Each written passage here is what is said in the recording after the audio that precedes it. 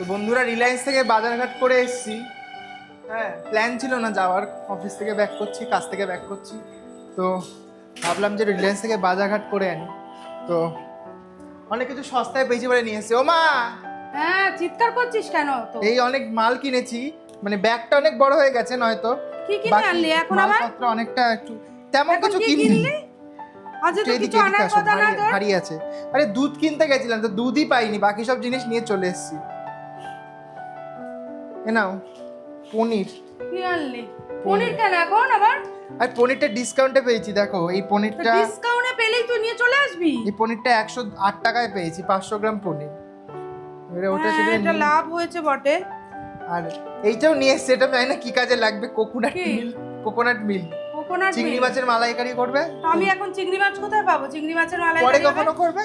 এখন এই রাত্রিবেলা আমাকে এখন পনির করতে হবে। আরে পনির তার করতে সাথে কতক্ষণ লাগে? আমার পনির নিয়ে এসছে বানাতে নারকেলের বেশিক্ষণ দুধ, সময় লাগে না। এটাও ইউজ করতে হবে। তাহলে এখন কি করা যায়? ঠিক আছে, তাহলে পনিরের মালাইকারি করি, ডিমের মালাইকারি করেছি, চিকেনের মালাইকারি মা করেছি। বলছি না, আপনার এক্সপেরিমেন্ট খাবো না। হ্যাঁ, এক্সপেরিয়েন্স করেই তো করো না, করো না। অন্য কিছু আচ্ছা try করো। খেয়ে বলবি। করি। পনিরের মালাই চিংড়ি মাছের জন্য এনেছি। চিংড়ি মাছ এখন হবে না, আমি পনির দিয়েই করে দেখব। নমস্কার বন্ধুরা, কবিতার সংসারে আরো একবার স্বাগত। ছেলের এখন বায়না, আমি তো অনেকবার বলেছি আমার ছেলের আর বায়নার শেষ নেই। বরবটি আলুর তরকারি আমার অলরেডি করা আছে, রাত্রে শুধু গরম গরম রুটি করব আর খাবো। এখন আমাকে পনিরের তরকারিও করতে হবে। বরবটি আলুর তরকারি ভাল লাগে বলো? সকালবেলা ব্রেকফাস্টে বাবা, খাইয়েছো। মাঝে মাঝে সবজি ব্রেকফাস্টে খেতে হয় বাবা। ব্রেকফাস্টে তো খাইছো, রাতেও বরবটি আলুর তরকারি। আমি কি 3 বেলা রান্না করব? 3 বেলা কেন? একটু দুপুরবেলা তো মানে আমার shortcut এ শান্তি বেরোয়। নেই। আজকে সকালে বাইদা হবে, আজকে দুপুরবেলা আমাদের মেনু ছিল দুধ আর ভাত। মা দুধ রান্না হবে না করেনি। কেন? এত মা রান্না হাত করাচ্ছে কাটে- আমাকে দিয়ে, আমি আর হাত পাচ্ছি কেটেছে, না। হাত কেটেছে আর বলে তার মধ্যে হচ্ছে কি- হাতটা কেটে গেছে, আমার ভীষণ ব্যথা। এখনই বলছে পনির করতে হবে, সব আচ্ছা, হেল্প করে আমি- দিবি।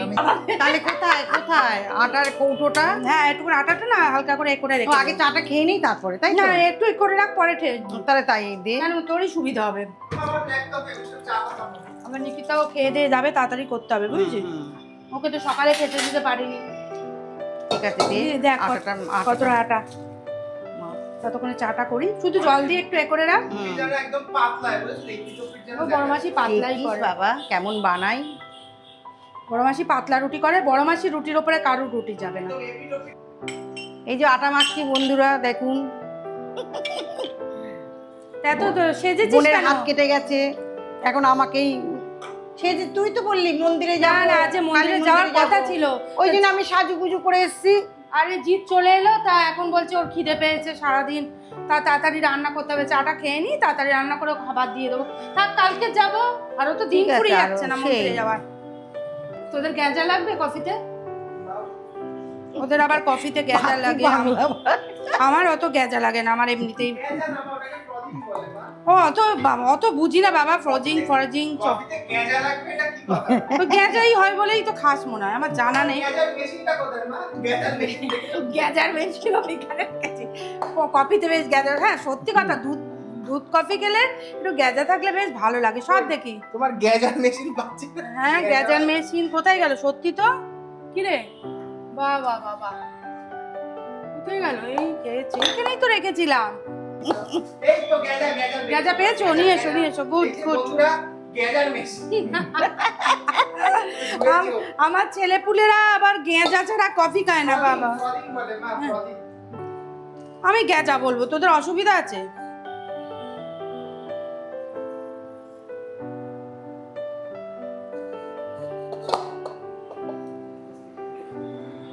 মাটিতে বসে ডাইনিং টেবিল তো ছেলে মালপত্র এনে ভরিয়ে দিল। এখন আমরা এখানটায় বসে বসে চা খাই। বাবা আয়, এখানে বস, এখানে বসেই খাই। দেখিস পুড়ে যায় না, গরম।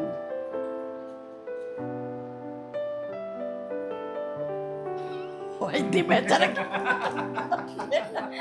সবার দিকে তাকিয়ে রয়েছে। আসলে চিনি কোনটাই দিয়েছি মাথায় নেই, একই রকম তো কাজ। আমার আঙুলটা তো কাটা, তাই মশলাটা তো বাটতে পারবো না, একটু মশলা বাটতে হবে। তা দিদিকে বললাম একটু মশলাটা বেটে দিতে। দিদি দেখ কি কি বাটছিস। এই যে আদা, একটু কয়েক টুকরো আদা লাগবে, বেশ কয়েকটু এই যে আদাটা পেস্ট করে নিচ্ছি। আর কি বাটবি? তারপরে এই যে বাদামটা বাটবো আর এই চাল মগজটা বাটবো।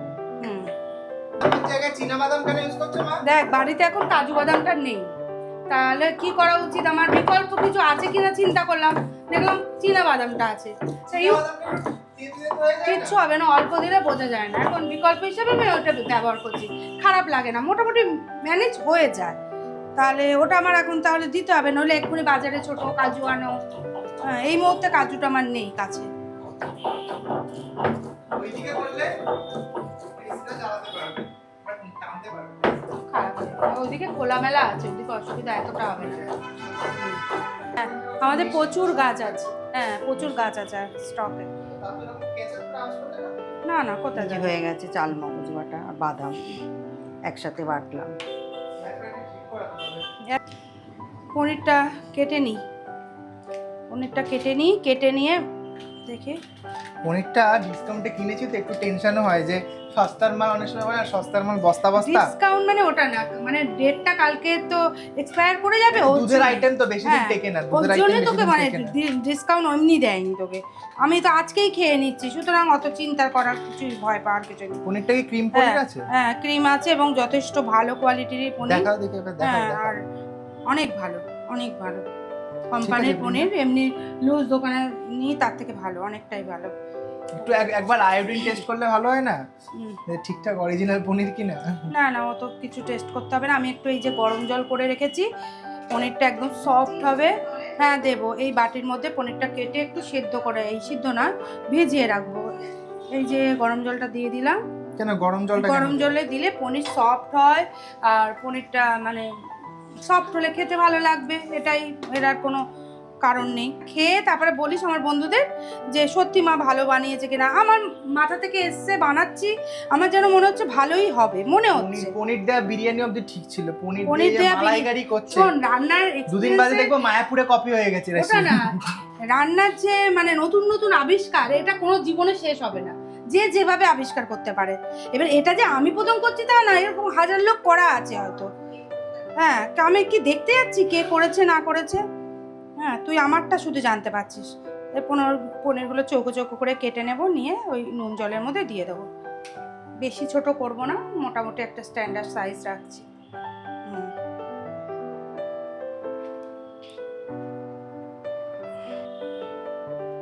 অনেকটাই পনির, 4 জন খাবো সেই হিসাবে অনেকটা পনির, অল্প সামান্যতে, বেশি না।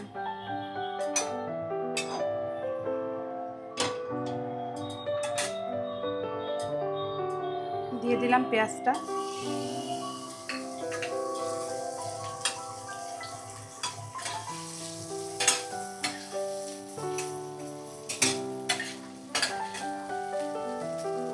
টমেটোটা দিয়ে দিলাম। বন্ধুরা আপনাদের সুবিধার জন্য তাহলে পুরো কি রেডি করে নিলাম সেটা আরেকবার দেখিয়ে দিই, আপনাদেরই সুবিধা হবে।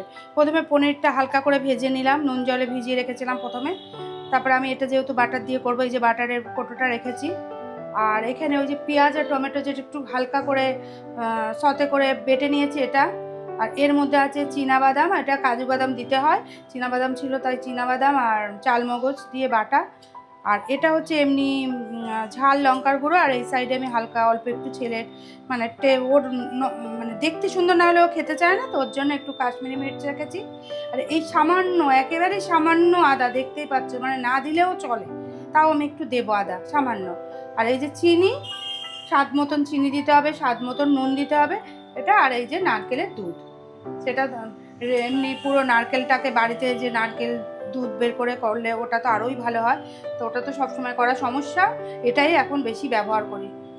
এই যে কড়াইটা আবার বসিয়ে দিলাম, কড়াইয়ের মধ্যে এই যে 1 চামচের একটু বেশি, কড়াইটা অলরেডি ওইটা ভেজেছি তো একটু লাল হয়ে গেছে, কিন্তু ভাবলাম ওর মধ্যেই করে নিয়ে অসুবিধা হবে না খুব একটা ওতে। 1 চামচের বেশি আমি বাটার দিয়েছি। হ্যাঁ হয়ে এসছে, এটা গলে গেছে। সবার প্রথমে এই পেস্টটাকে আবার দিয়ে আমাকে কষিয়ে নিতে হবে আর একটু ভালো করে, তখন তো ভালো করে ভাজা নয়, পেস্টটা দিয়ে ভালো করে ভেজে নিই।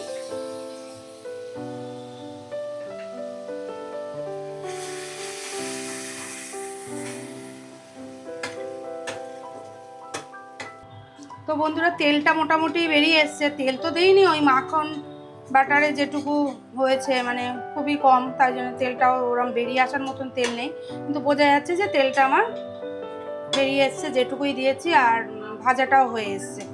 এবারে আমি হচ্ছে এই যে লঙ্কার গুঁড়ো আর এটা যেটা করে রেখেছিলাম ওটা দিয়ে দিলাম।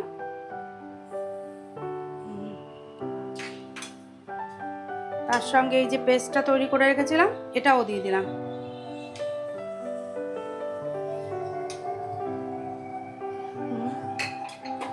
এবারে এতে একটু জল দিয়ে দিতে হবে, কারণ ব্যাপারটা তো শুকনো শুকনো হয়ে আছে, একটু জল না দিলে হবে না। তো একটু জল মানে ওই যে মশলার যে পেস্টটা রয়েছে সেইগুলোই দিয়ে দিই একটু। এই মশলার পেস্ট আছে ওইটাই দিয়ে দিলাম অল্প করে, বেশি না অল্প দিতে হবে কষার সুবিধার জন্য, নইলে ব্যাপারটা পুড়ে যেতে পারে। আর একটু যাবে। এবারে এটাকেও ভালো করে কষতে হবে। মশলা মোটামুটি রেডি হয়ে এসছে, এবারে আমি এই পনিরটার মধ্যে দিয়ে তারপরে সেটাকেও আর একটু কষিয়ে নেব। হালকা হাতে করবেন যাতে পনিরগুলো না ভেঙে যায়। এটা দিয়ে একটু ঢেকে দেব। এটা পুরো রেডি হয়ে গেলে তারপরেই আমি নারকেলের দুধটা দেব, দিয়ে জাস্ট একটুখানি বয়েল হবে সামান্য 2 সেকেন্ড, তারপরে আমি গরম মশলা দিয়ে নামিয়ে দেবো। সুতরাং এটা একটু কমিয়ে দিই, একটু মশলাটা ওর ভেতরে ঢুকবো। এটা কোনো অত গ্রেভি টেভি হবে না, যা গ্রেভি হওয়ার এটারই গ্রেভি হবে। ওটা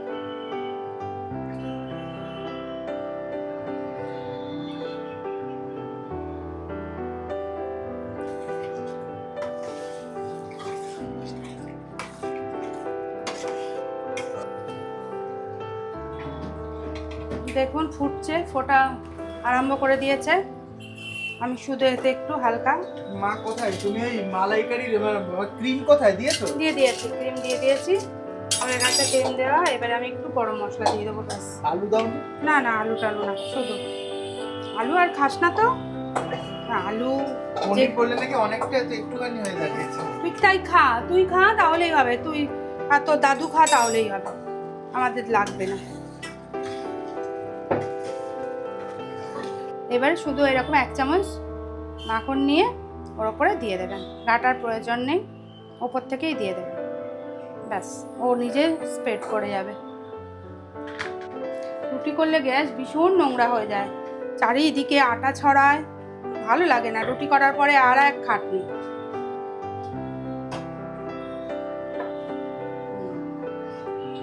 এরকম ফোলা ফোলা রুটি না হলে খেয়ে মজা, পাতলা পাতলা ফোলা ফোলা রুটি হবে, পুরো একদম বল হবে, তবেই রুটি খেয়ে মজা।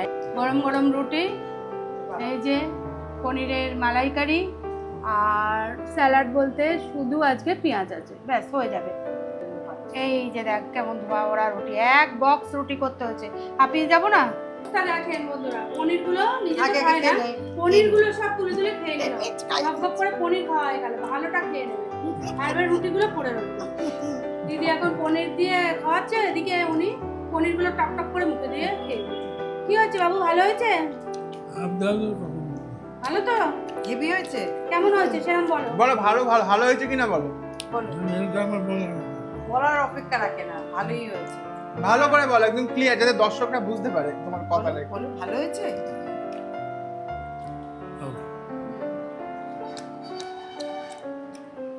একটু ফুল রিভিউ করি, আগে পনিরটা দেখাই। পনিরটা কিন্তু বেশ ইয়ে রয়েছে, হ্যাঁ স্পঞ্জি রয়েছে, অ্যান্ড পনিরটা কিন্তু টেক্সচারটা বেশ সুন্দর। মানে সত্যি কথা, মিষ্টির দোকানের পনিরের থেকে কিন্তু অনেকটা অন্যরকম টেস্ট। তুই পনিরের অ্যাডভার্টাইজ করছিস? না না, মানে পনিরটা রান্না করতে বলেছিস এটা বল, এ তো পনিরের অ্যাডভার্টাইজ করছিস। তবে পনির রান্না করার কায়দা লাগবে, নইলে তোমার পনির শক্ত হয়ে যাবে, বুঝেছো? ঠিক ঠিক। পনিরের শুধু নাম করো না, পনিরটা নরম রাখতে হবে। পনিরটা আমি কিনেছি না, তুমি সেই পনিরটাকে নরম শক্ত দুটো করতে পারো। তো বন্ধুরা, এই ভিডিওটা আর বাড়াবো না। কবিতার সংসারকে আপনারা অনেক অনেক ফলো করবেন, আর আপনারা সুস্থ থাকুন, ভালো থাকুন। Good night.